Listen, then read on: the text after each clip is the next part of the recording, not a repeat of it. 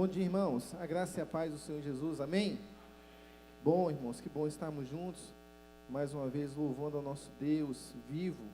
Eu queria pedir você para abrir a sua Bíblia aí, em Mateus, capítulo 11, verso 28.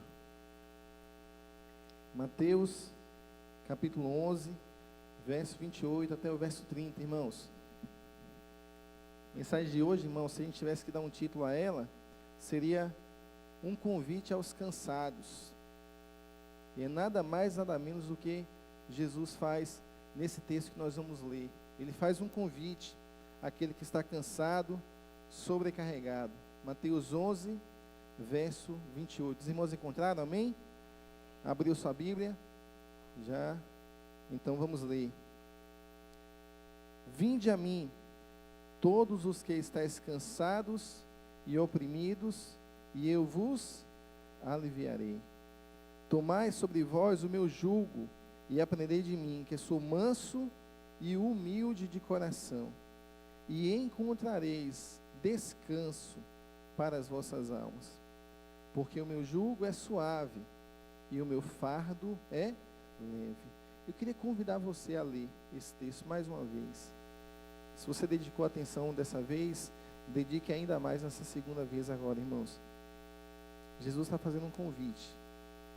Olha só o que ele diz: vinde a mim, todos os que estáis cansados, sobrecarregados, e eu vos aliviarei. Tomai sobre vós o meu jugo, e aprendei de mim, que sou manso e humilde de coração, e encontrareis descanso para as vossas almas, porque o meu jugo é suave e o meu fardo é leve. Jesus faz nesse texto, irmãos, dois convites: ir até Ele e abandonar o seu jugo. Ir até Ele para que você troque de fardo.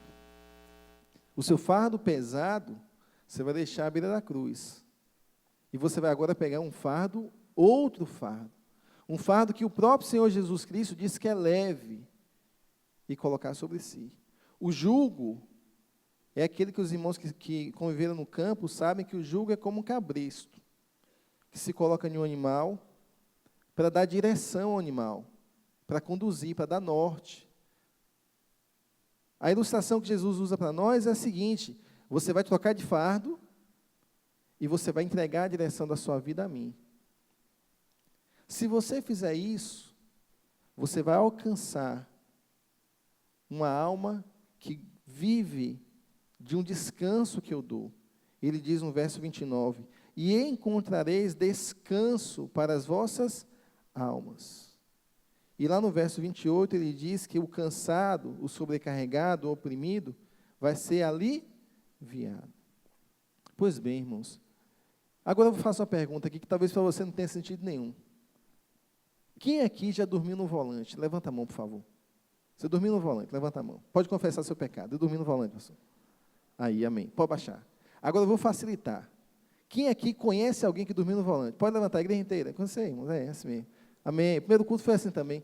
Eu não estou dizendo que os irmãos estão mentindo, não. Mas é mais fácil a gente dizer que viu alguém errar do que dizer que a gente errou, né? Não estou dizendo que os irmãos não mentiram. Não tem nada a ver uma coisa com a outra, né? Mas, às vezes, quando a gente pergunta sobre uma falha, sobre um erro, a gente é mais aberto quando generaliza, né, irmãos? Quem conhece alguém? Quem já viu? Quem sabe? Todo mundo, não, eu posso falar porque não vai me comprometer. Mas quando toca no nosso íntimo, quando toca na nossa postura mesmo, a gente fica mais resistente. E não é à toa, porque quando a gente diz que a gente dorme no volante, é quase uma confissão de que você não é um bom motorista, não é não? É quase isso aí. Está um atestado no meio, assim, assinado. Eu não sou um bom motorista, então não caminhe comigo, porque eu durmo no volante. Então, a gente tem resistência. E quem gosta de viajar, se você é aquele irmão que gosta, ou aquela irmã que gosta de pegar o volante do carro e sair dirigindo, e você viaja na estrada e na cabeça, você sabe que a gente, às vezes, tem dificuldade de parar, né, irmãos? Está dirigindo aqui, está tão bom, você está vendo a paisagem, andando em cidades diferentes, conhecendo ali ambientes diferentes. E às vezes você chega num lugar que você nem sabe como é que chegou. Foi tão automático, você viajou tanto na viagem, viajou na viagem, né? Que você não viu o carro chegar. Você simplesmente chegou num lugar. E aí, nesse desejo de não querer parar a viagem, a gente vai viajando, e vai viajando, e vai se cansando. Você anda 100 quilômetros, 200, 300, 400, você começa a dar aquela canseira, e você fala, não, vou bater meu recorde foi 450, eu vou andar 460. Aí você vai naquela bobeira sua de querer andar mais, 500. Aí sua esposa está te cutucando, você está dormindo. Não, estou dormindo não. Não durme em volante. Ou então seu marido te cutuca, porque pode ser que você está dirigindo. Não, meu filho, quem dorme é você. Eu nunca dormi. Eu nunca dormi. E aí você vai naquela pegada de querer mostrar resistência. Até que você vai lá e cochila. E aí você cochila, se é que você cochilou alguma vez, você sabe o que é isso. O carro dá aquela puxadinha para o lado, e quando você sente um negócio extremamente diferente, você, opa, acordei, estou aqui de novo. Mas você sabe do risco que você correu. O risco é enorme. Quando a gente dorme no volante, a gente está colocando em risco a nossa vida, a vida das pessoas que estão no carro com a gente, e só dessas vidas, irmãos? Não. Todo o trânsito, toda a via é complicada, e é fácil você colocar lá na internet, no YouTube da vida, a consequência de alguém que dormiu no volante e o que causou no trânsito. Envolve vidas de várias pessoas. Por quê, irmãos? Só porque dormiu? Não, eu acho que é mais do que só porque dormiu. É porque foi imprudente. É porque o sono chegou e não quis parar. É porque queria romper limites. É porque queria bater recorde. É porque foi orgulhoso. Alguém avisou você, você está dormindo. Mas você, não estou dormindo não. Estou firme aqui, Estou novo, estou firme. E você se rendeu a essa série de sentimentos que impediu você de perceber o quão perigoso o cansaço é. O cansaço é algo extremamente perigoso, irmãos. Porque o cansaço é sutil. Ele vai tomando conta da gente aos poucos. Ninguém diz de um dia para o outro que cansou. A gente vai cansando aos poucos. E a gente vai se cansando e sendo envolvido pelo cansaço.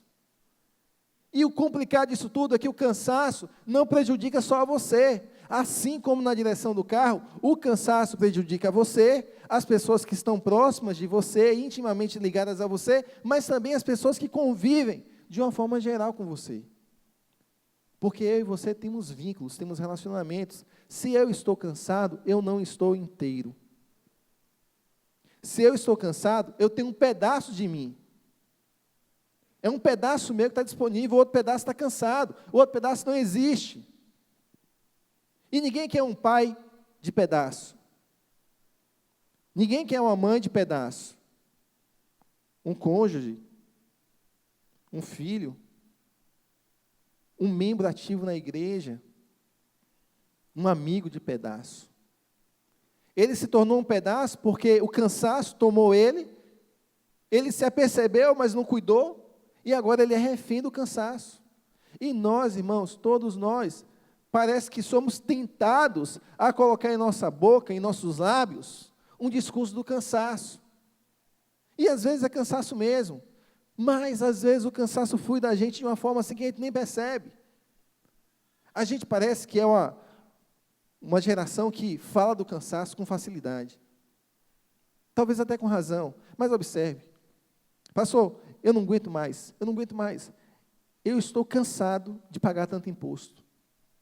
O governo é um rei, e eu sou o súdito. Eu mantenho o rei. Eu não aguento.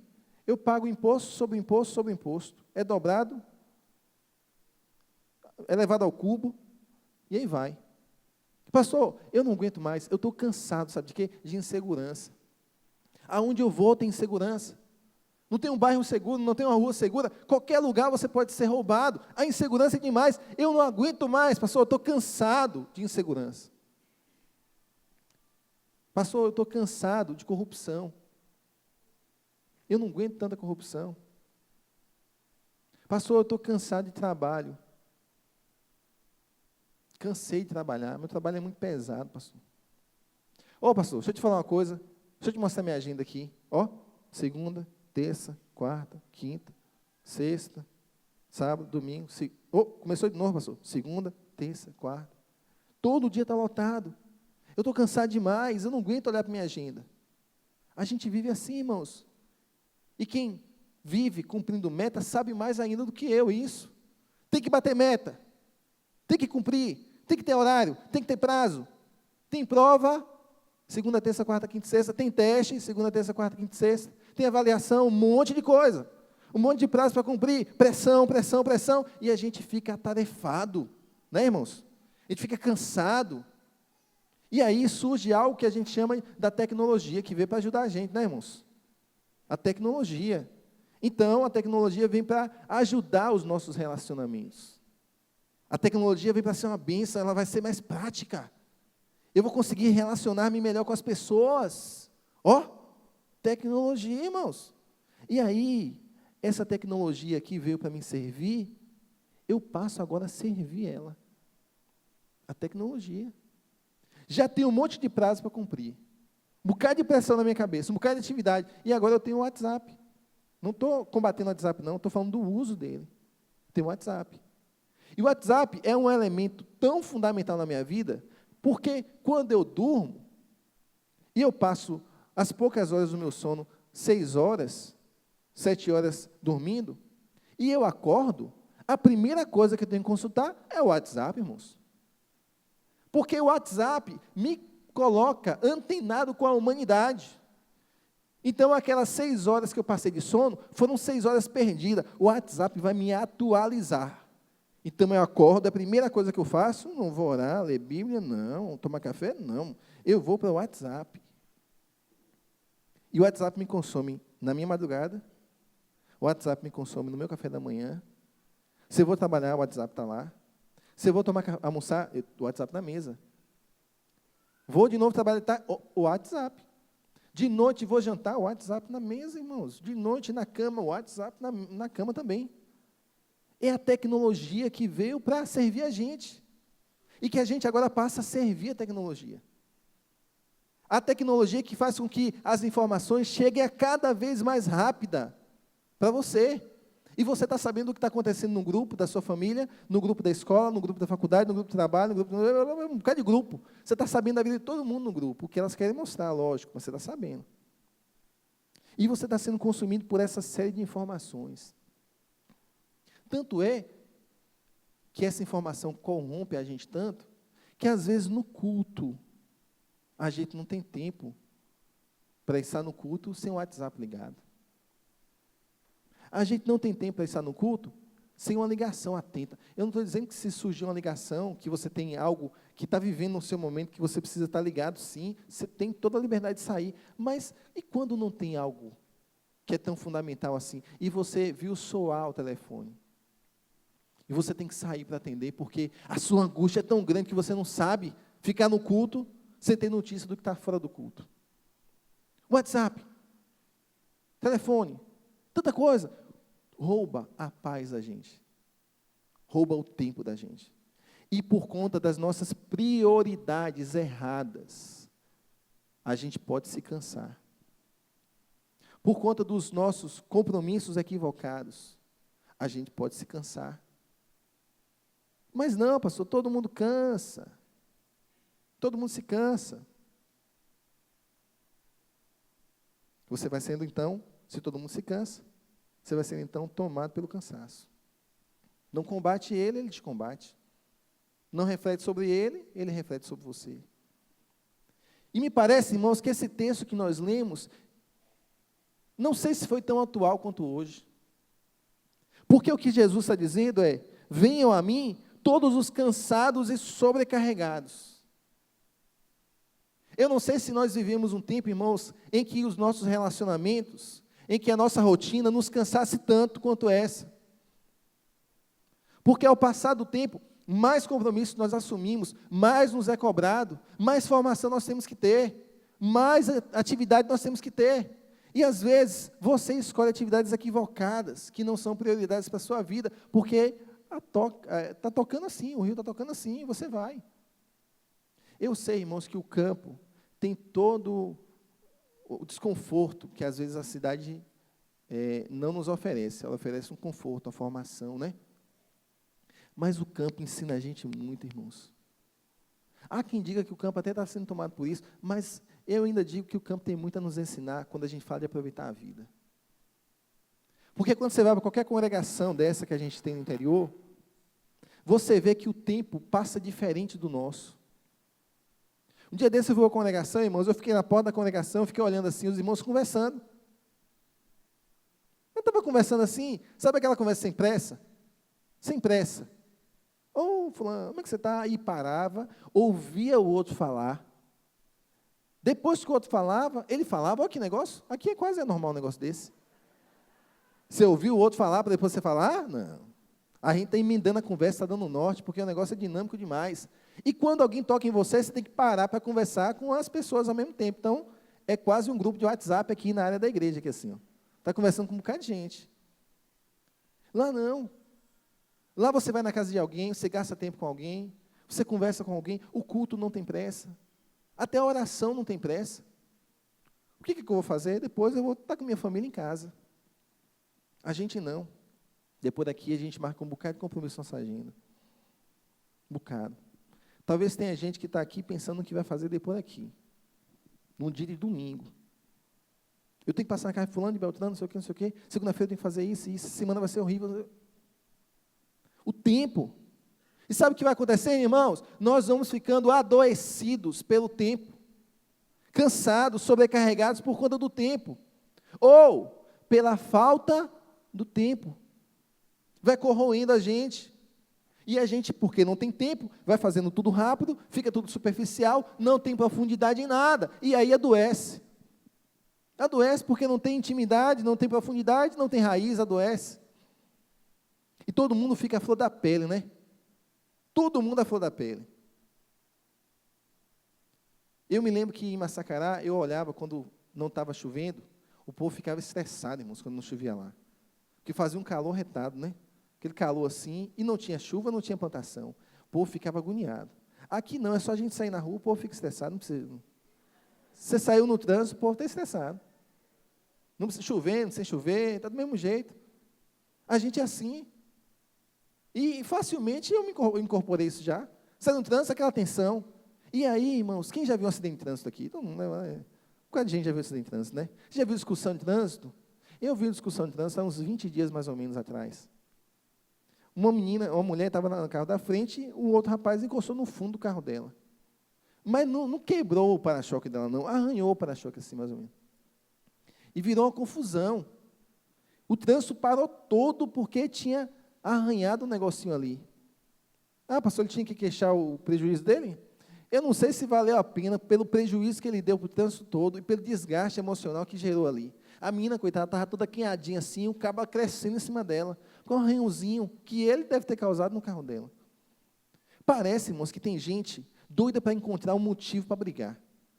Está tão à flor da pele, está tão sobrecarregado, está tão estressado, que o primeiro motivozinho, primeiro motivo é dizer assim, olha, eu tenho uma carga aqui que eu não estou aguentando, você vai aguentar aqui agora para mim. Ó. Você vai segurar a sua e a minha, porque você me deu a oportunidade. E aí toda a ira, toda a frustração, toda a angústia que ele tem, ele joga sobre a outra pessoa. E não precisa estar só em trânsito, a gente sabe que não. Às vezes a gente fica medindo. Quanto mais próximo uma pessoa é da gente, pior para ela. Porque aqui distante eu mantenho a boa companhia. Quando é próximo, não, pode ouvir. Quando é próximo, pode ouvir. Um coração que se rende a essa sobrecarga é um coração fadado a ter seu compromisso com o Senhor, seu compromisso com as pessoas quebrado também. Porque a sobrecarga sua começa a competir com Deus. E onde há competição, há rompimento de relações, irmãos. Nós, então, ficamos inquietos, insatisfeitos, nós buscamos realizações uma atrás da outra, e não adianta você planejar que vai buscar isso e parar, porque assim que você alcançar uma outra realização sua, se o seu coração estiver tão envolvido com isso, uma outra realização vai brotar e tomar lugar daquela, e aquele ali vai ser agora o seu alvo. E é interessante, irmãos, que nós vivemos um tempo que raramente, não sei, talvez os irmãos da área de saúde falem, com certeza falem isso com mais propriedade do que eu, mas eu penso que dificilmente um cansaço hoje, ele nasce de um problema físico. Nós temos aquilo que a gente chama de doença psicossomática, né? Vai juntando. E dificilmente nasce do físico, para o coração, para a mente. Às vezes a mente já está adoecida, o coração já está adoecido, está tão adoecido que começa do coração brotar para o corpo. E o cansaço vem, irmãos, daquilo que é mais íntimo nosso. O cansaço nasce naquilo que é mais profundo nosso. E não há nada mais profundo nosso, mais íntimo nosso do que a nossa alma. E é por isso que Jesus diz que nós iremos nele, em Cristo, encontrar descanso não para o nosso corpo só. Nós iremos encontrar descanso para as nossas almas, lá no verso 29. Tomai sobre vós o meu jugo, ou seja, a direção da sua vida, entregue a mim. Deixa eu colocar a minha direção sobre você. Aprenda comigo que eu sou manso, seja manso como eu sou. Aprenda comigo que eu sou humilde de coração, seja humilde de coração como eu sou. Busque o meu exemplo. E colocando o meu jugo sobre você, a direção da minha vida sobre você, o senhorio da minha vida sobre você, você vai encontrar descanso. Não só para o seu corpo, a sua alma vai encontrar refrigério. Amém, irmãos? A nossa alma. Mas eu ainda quero falar um pouquinho de cansaço. Os irmãos não vão cansar, não? Ou não, né? Vou falar só um pouquinho de cansaço. O cansaço é uma tentação terrível. É uma tentação. Porque com o cansaço, irmãos, além de ser sutil, assim como é o cansaço na direção do carro, o cansaço, ele pode fazer você se contentar, presta atenção, o cansaço pode fazer você se contentar a não fazer o bem. Como assim, pastor? A não fazer o bem.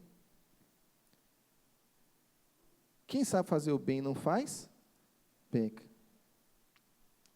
E quando você está cansado, você começa a dizer, olha, o meu problema maior é o cansaço, e não a organização da minha vida. Você muda o foco. Então, se o meu problema maior é o cansaço, e não conseguir organizar a minha vida, o cansaço me justifica a não fazer o bem, a não fazer o que eu me comprometi, a não atuar naquela área, a não ser o que eu prometi para Deus que seria na minha casa, a não honrar meus compromissos, tal. E se você não faz o bem, por não fazer o bem, você tem duas opções. Ou não fazer nada, que dificilmente você vai deixar de fazer, ou fazer o contrário do bem, que é o mal. Paulo exorta a gente no seguinte: o que está sendo instruído na palavra, partilhe todas as coisas boas com quem o instruiu. Não se deixe enganar, de Deus não se zomba, pois o que o homem semear, isso também ele ceifará, colherá. Quem semeia para a sua carne, da carne colherá destruição. Mas quem semeia para o Espírito, do Espírito colherá a vida eterna.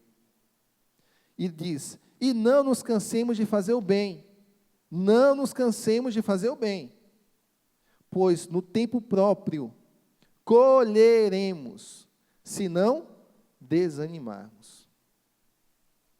Portanto, enquanto temos oportunidade, façamos o bem a todos, e especialmente aos da família da fé. Irmãos, eu quero comentar com os irmãos algo que eu entendo assim. O cansaço, ele nasce de um dia para o outro? Ele não nasce de um dia para o outro. Ninguém está bem aqui hoje, amanhã diz, estou cansado. A gente vai se cansando. E a gente tem que ficar atento para isso, porque ele é sutil, e se eu não tratá-lo, ele vai me tratar, ele vai me possuir. Então, como é que começa talvez o cansaço? Talvez você entenda que o cansaço diga assim, eu estou fazendo determinada atividade, e hoje eu me vejo atarefado com ela, e faço uma sequência dessa atividade. Ora, eu estou cansado.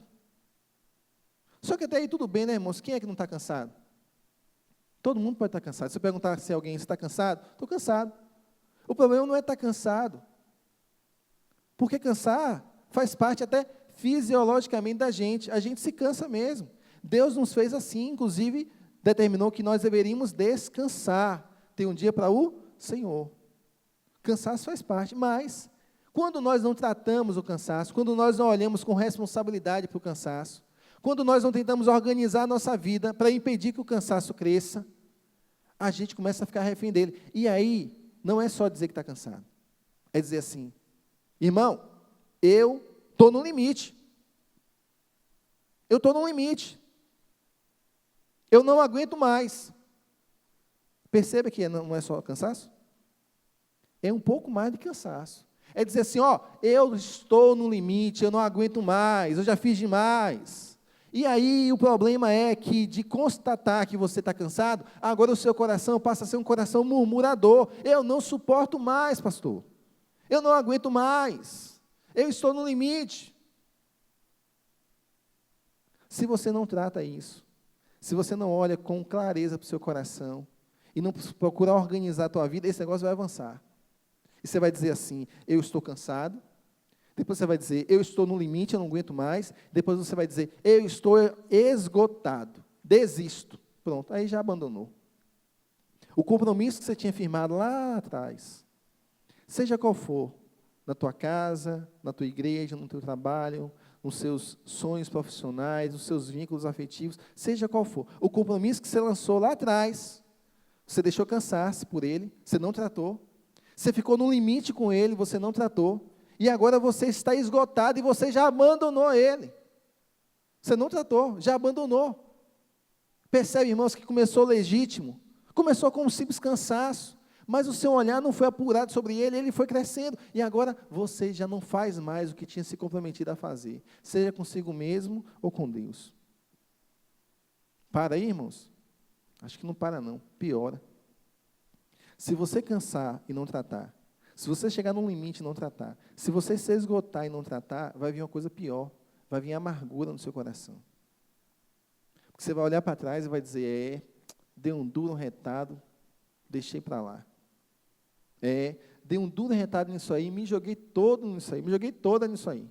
E agora, isso me consumiu tanto, que eu nem consegui terminar e estou infeliz. Sabe de uma? Eu odeio esse negócio, eu não quero nem saber disso mais. O problema foi o compromisso que você tratou? Não. O problema foi o propósito que você teve? Também não. Se for um propósito diante do Senhor, colocado diante do Senhor, o problema foi não tratá-lo no caminho. Não há, irmãos, um cansaço maior do que a provisão de Deus sobre nossas vidas.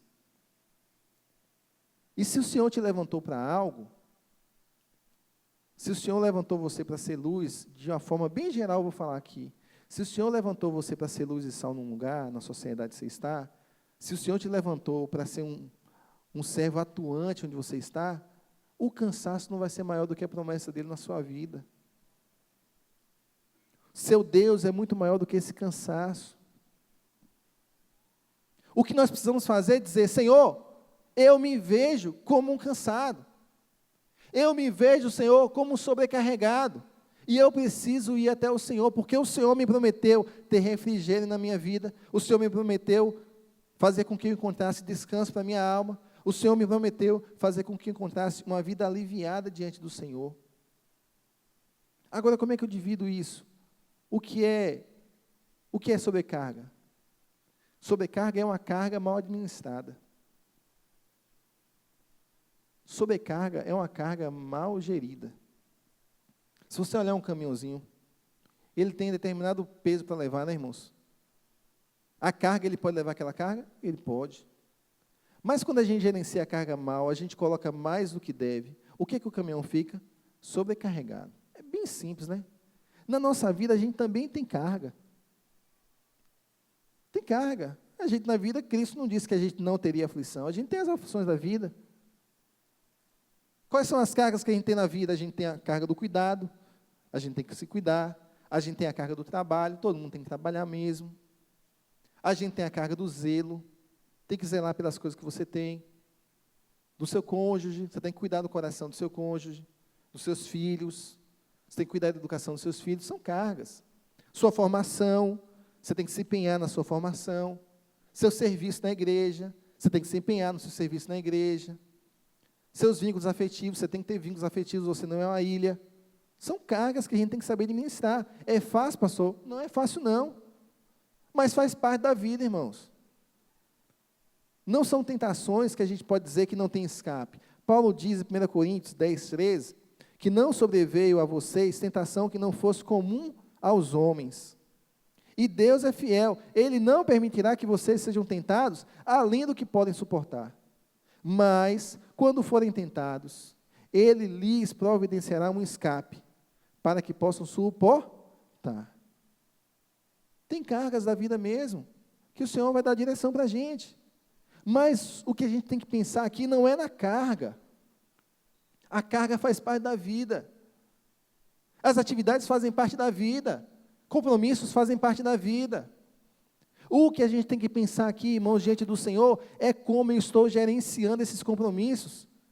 São atividades que cabem, que se sustentam. São atividades prioritárias. Ou eu tenho invertido os valores, eu tenho me equivocado nos valores. Eu tenho tentado gerenciar a minha vida comigo mesmo, com um jugo meu e não um jugo de Cristo. E porque o jugo é meu, a carga vira uma sobrecarga. Não, Cristo diz o contrário. Olha, se coloque diante de mim. É como se dissesse, olha, eu tenho aqui algo que vai nivelar você, mas você precisa submeter a isso. Os meus valores, as minhas prioridades, e não invertê-las. Porque um dia aquilo que foi prazeroso para você, pode se tornar um fardo para você pesado, se você mal gerenciar. Aquilo que foi prazeroso, que fazia com que seus olhos brilhassem, se você não gerenciar bem, vai fazer com que os seus olhos se fechem para isso. Nós nos cansamos, irmãos, nós nos fadigamos, nós nos tornamos como que aqueles que estão desfalecidos diante da nossa agenda.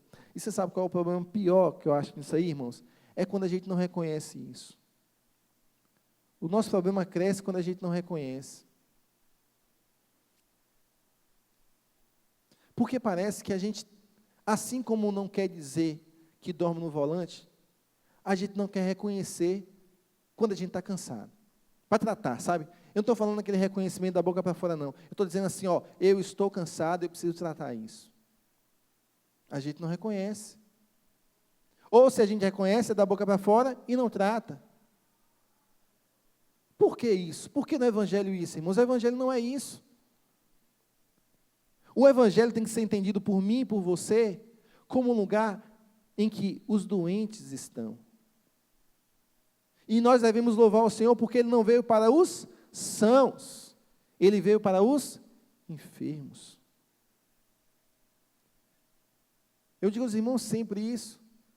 Quanto mais nós reconhecemos a nossa humanidade, quanto mais nós reconhecemos os nossos pecados, os nossos equívocos da vida nossa, decisões erradas que nós tomamos, quanto mais nós nos aproximamos do Senhor, reconhecendo que podemos ter errado, mais perto de Deus nós estamos, irmãos. Mais abertos para a graça de Deus você está, quando você reconhece o erro. Mas o nosso papel parece que é travar. E a gente não quer ser tratado pelo Senhor. E Deus vai usar a gente para tratar você. Aí Deus te coloca num grupo pequeno. E a gente vai sempre falar de grupo pequeno aqui. Deus te coloca num grupo pequeno. E o líder, ou alguém do grupo pequeno, chega para você e pergunta, irmão, como é que você está?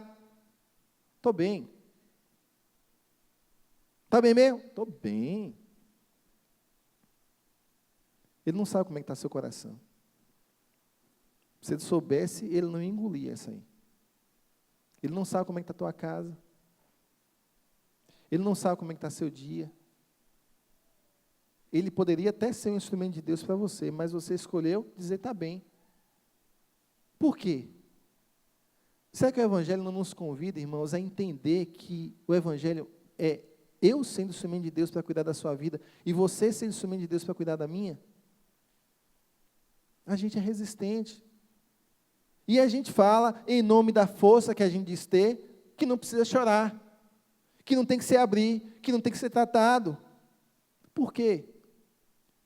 Por que a gente não tem que aprender, talvez, com Timóteo, ou com Tomé, que quando a gente tem falta de fé, quando a gente está passando uma crise, a gente tem que dizer, olha, se eu não ver, eu não vou crer. Às vezes a gente condena Tomé, por ele não ter crido no que os outros disseram. E Tomé sai, não está naquele lugar onde a igreja está, Tomé está fora. Tomé está vivendo a crise dele lá fora. Ele expôs, olha, Jesus morreu, eu não vim ressuscitar, a minha esperança acabou, eu vou viver minha crise lá fora. Só que a igreja se reúne numa casa, Jesus vai na casa, entra na casa, se apresenta para os discípulos, e eles creem. Tomé não está na casa, Tomé não está com a igreja. Tomé não está participando com o corpo de Cristo. Tomé não está vivendo intensidade de relacionamentos, Tomé está isolado, Tomé é a ilha, Tomé não vê Jesus voltar. Jesus, irmãos, podia ter aparecido para Tomé lá fora da casa? Podia. Jesus pode tudo.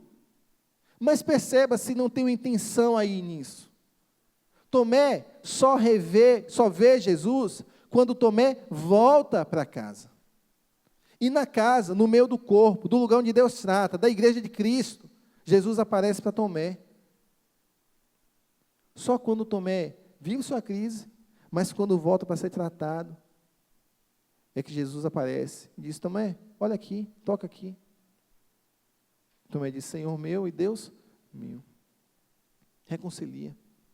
É tratado. Mas quando se propõe a estar no meio do corpo, a se abrir, a se mostrar como é, por que não pode dizer, irmãos, que está doente? Não está sobrecarregado? Não está cansado?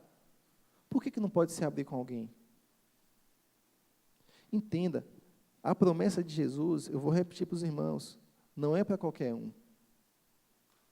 A promessa de ser aliviado, de ter descanso para a alma, é para uma pessoa. Qual pessoa? A que sabe e reconhece que está sobrecarregado e cansado.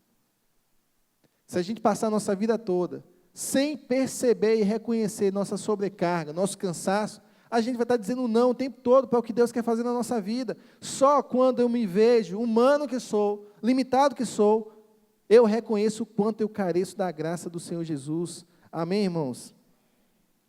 Então, queridos, o convite está lançado aos que se veem cansados. E eu sei que tem muita coisa que a gente podia pensar a respeito disso, e outras que eu não teria nem resposta para o cansaço. Mas talvez, irmãos, um caminho para encontrar esse descanso do Senhor seja o primeiro, reconhecer que precisa do descanso do Senhor. Reconhecer que depende do Senhor, que sozinho não vai conseguir arrumar isso, que sozinho não vai conseguir ajustar isso.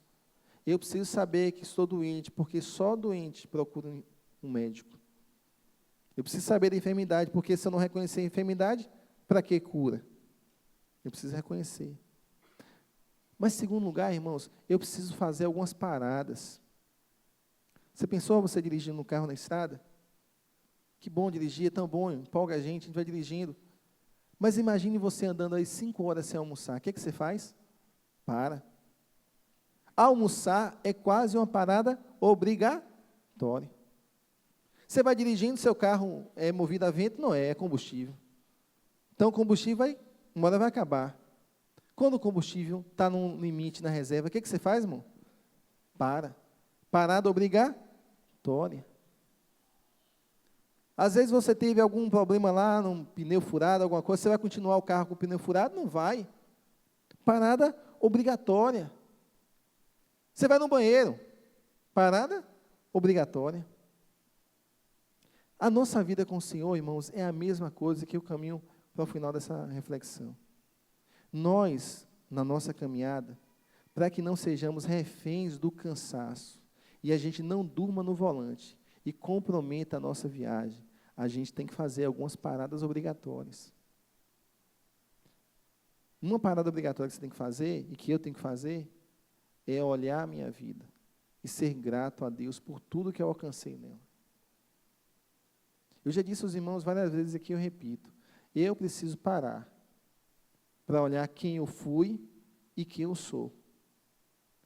E só o exercício de olhar a história da minha vida e perceber as marcas da graça de Deus na história da minha vida já faz com que no meu coração brote uma pontinha de gratidão que ainda é muito pequena, que tem que ser muito maior.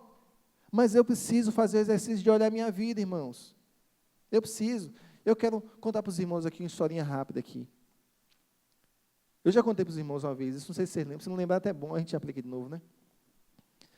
Quando eu estava em Massacará, eu saí de uma comunidade chamada Curralinho, para ir para Massacará. E eu estava com o irmão Ireno. E eu levei o irmão Ireno para estar comigo lá, estar junto. E aí a gente saiu lá, acho que mais ou menos meio-dia, depois de meio-dia, algo pouco assim. Eu disse, irmão Ireno, a gente tem que estar em Massacará antes do sol se pôr. Não, pastor, eu tenho um caminho alternativo. Ó. Falou alternativo, irmão, você já pode desconfiar. A gente sobe a serra. Quando estiver lá na serra, a gente já vai ver aquele visual bonito, a gente vê Massacará lá de cima. Embora? Falei, embora, irmão Irene, você tem um caminho alternativo, embora. E peguei, irmão, esse caminho alternativo. Pensa um caminho cheio de areal, caminho fechado e isolado, não via nada, não tinha casa, não tinha nada, era o caminho alternativo dele. E eu fui. A gente começou a andar, só que as vias eram estreitas e cheias de arbustos, então você não tinha um visual de fora da via, você só tinha o visual da via. A gente começou a dar a volta e o negócio foi estreitando, irmão, o negócio foi crescendo, e nada de chegar a Massacará, e rodando nessa serra, e aquele visual bonito prometido, eu não vi nada, só vi mato. Aí, o sol começou a se pôr, e eu fiquei mais preocupado ainda, irmão Ireno, o sol está se pondo, a gente está meio que perdido aqui. Não, pastor, é o caminho esse aqui mesmo, vamos seguindo aí. Aí se pôs mais um pouquinho, irmãos, aí eu já estava ouvindo os nossos companheiros. Quais os companheiros? Os grilos. Os grilos já estavam lá, grilo 1. Falei, rapaz, irmão Ireno, o negócio baixou, a gente se perdeu. Ele virou, pastor, a gente se perdeu. Eu disse, rapaz, você esperou ficar de noite para dizer que a gente está perdido? Foi, a gente se perdeu. E agora, rapaz, agora a gente tem que continuar. Eu disse, bora continuar. E comecei a rodar com ele, irmãos, penso num labirinto, era um labirinto aquilo lá. A gente rodava e a sensação que a gente tinha era que estava no mesmo lugar, na serra, mas no mesmo lugar. E teve um determinado momento que ele virou para mim e falou assim, pastor, eu disse, diga, irmão Ireno, para um pouquinho. Eu falei, o quê, moço, eu quero chegar lá. Não, para um pouquinho. Aí eu parei o carro, ele disse assim, escute. Eu disse, o quê, o grilo? Não escute. Não estou ouvindo nada, irmão. Não escute mais um pouquinho. Sabe quando seu ouvido começa a ficar mais apurado, irmãos? Meu ouvido foi apurando assim. Aí fui centralizando assim a audição, não sei. Aí eu comecei a ouvir um barulhinho. Não é coruja não, viu, irmão? Era o carro. Você está ouvindo, pastor? Eu falei assim, rapaz, eu acho que eu estou. Ó, presta atenção, está ouvindo? Sim, ó. Ali tem uma via principal, tem uns carros passando ali. Bora seguir esse barulho. Eu falei, irmão Irene, eu vou andar com você toda vez aqui agora, porque comecei a seguir. E ele me orientando, a gente chegou na via principal, irmãos. E aí era fácil pegar a esquerda ou a direita, a gente sabia que Massacará estava para lá, pela via, a gente desceu. E chegamos em Massacará. Só que isso tem uns 5 anos, irmãos. Até hoje eu lembro disso. Parar para ouvir Deus. Parar para ouvir. Aplico isso na minha vida. Quando está tudo nublado, quando está tudo barulhento, quando está tudo com cansaço, quando você está perdido, quando você não tem direção, para um pouquinho, escuta o sussurro de Deus na tua vida. Deus está falando com você. Mas você não quer ouvir, você só quer ouvir grilo. Você tem que ouvir Deus. Você tem que ouvir o Senhor. Deus quer falar com a gente. Mas se você não parar para olhar para a tua vida, para agradecer a Deus pela tua vida, você não vai ouvir Deus falar. Se você não parar para refletir sobre você mesmo, sobre as decisões que você tomou, sobre o que é prioridade, o que não é prioridade, você não vai ouvir Deus falar. Se você não parar para fazer reparo nesse carro da tua vida, não trocar pneu, não olhar o óleo, não reabastecer, não ajustar o seu lar, seu relacionamento conjugal, não ajustar seu testemunho cristão, sua vida física, seu serviço, não ajustar, você não vai ouvir Deus falar. Se você também não parar para se abastecer do Senhor, você não vai ouvir Deus falar. Às vezes a gente está tão cheio de si mesmo, tanto de estudar ou de ouvir a palavra, e a gente que prega, a gente tem isso. Você precisa ouvir Deus falar. E louvado seja o Senhor, porque na IBAN a gente tem a oportunidade disso. Ouvir as pessoas falando, ouvir outros pastores pregando, se alimentar disso. Se eu não me der a isso, irmãos, eu não vou ouvir Deus falar. Porque Deus não fala só comigo, Deus fala comigo, fala com o outro. Deus usa o outro para falar comigo. Eu preciso parar para ouvir Deus falar. Portanto, irmãos, eu peço ao Senhor que essa reflexão dessa manhã possa ficar guardada em nosso coração. Quando o cansaço vier, ouça o que Jesus diz. Ouça o convite de Cristo e vá até Ele reconhecendo quem você é e sabendo que Ele vai pedir para você parar alguma coisa, para você organizar alguma coisa. E você vai se submeter, porque agora o jugo não é seu, o jugo é de Cristo. Amém, irmãos? Vamos fechar nossos olhos? Vamos orar ao Senhor?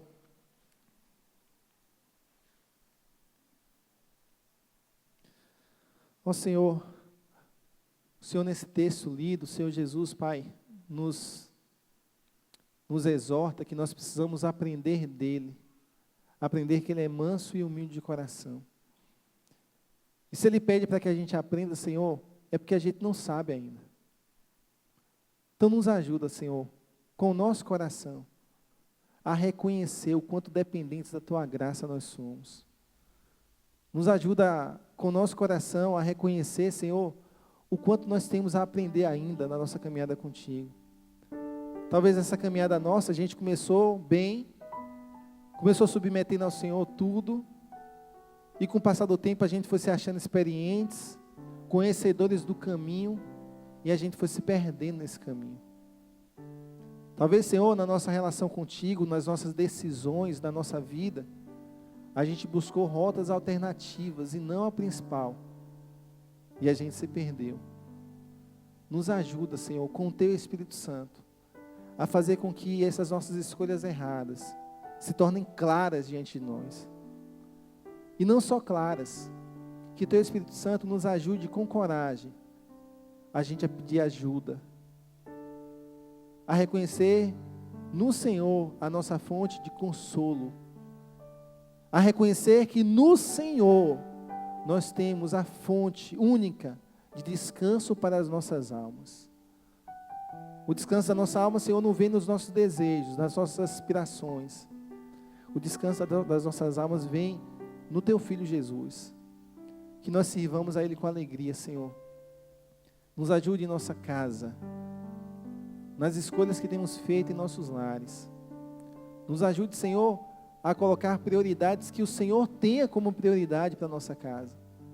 A não negociarmos os princípios e valores do Senhor.